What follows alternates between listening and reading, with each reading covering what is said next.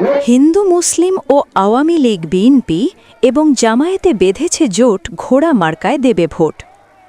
আসন্ন একাদশ জাতীয় সংসদ নির্বাচনী জনসভায় এমন বক্তব্য দিয়েছেন পটুয়াখালী ৩ আসনের স্বতন্ত্র প্রার্থী হাসান মামুন। পটুয়াখালী থেকে সঞ্জয় ব্যানার্জির প্রতিবেদনে দেখুন বিস্তারিত। সোমবার বিকাল ৫:৩০টায় দশমিনা সরকারি মডেল মাধ্যমিক বিদ্যালয়ের মাঠে নির্বাচনী বিশাল জনসভায় তিনি এসব কথা বলেন।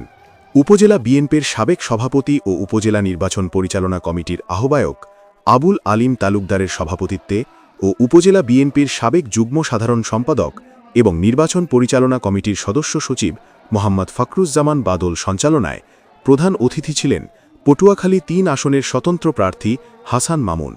বিশেষ অতিথি ছিলেন গলাচিপা উপজেলা বিএনপির সাবেক সভাপতি সিদ্দিকুর রহমান, গলাচিপা উপজেলা বিএনপির সহসভাপতি অ্যাডভোকেট হাবিবুর রহমান হিরু ও দশমিনা উপজেলা বিএনপির সাবেক সহসভাপতি মোহাম্মদ ওহাব চৌধুরী প্রমুখ।